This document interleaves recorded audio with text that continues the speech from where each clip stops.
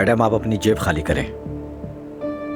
आपकी जेब में चाबी, मोबाइल फोन या लोहे की कोई चीज हो तो निकाल दें। मेरी जेब में कोई ऐसी चीज नहीं है। कोई मसला नहीं है दुआ, तुम जाओ, दोबारा होकर आ जाओ। शाबाश, जाओ।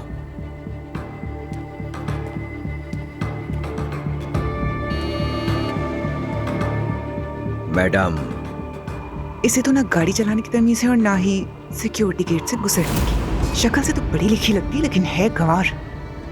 क्या कहा तुमने? क्या बकवास कर रही हो? मेरी गाड़ी को तुमने टक्कर मारा और मुझे कह रही हो दुआ छोड़ दो। बदतमीज। दुआ, गार्ड आप देख रहे हैं ना ये कितनी बदतमीजी कर रही है। तुम हो बदतमीज। कोई लेना देना छोड़ दो, नहीं है और दुआ। आ गई पता नहीं कहां से। चुप हो जाओ ना बेटा। आप प्लीज इनसे कहें कि चुप हो जाए और ले जाए ना यहाँ से। कैसे कैसे पागल लोग। ठीक है बेटा, बैठ जाओ यहाँ पे। कुछ भी नहीं हुआ है, रिलैक्स हो जाओ। बैठो यहाँ पे, समझो ना बेटा। मुझे बिला वजह परेशान करने की कोशिश कर रही है। बेटा क्या हो गया? उस घटिया औरत के लिए खुद को क्यों चला रही हो?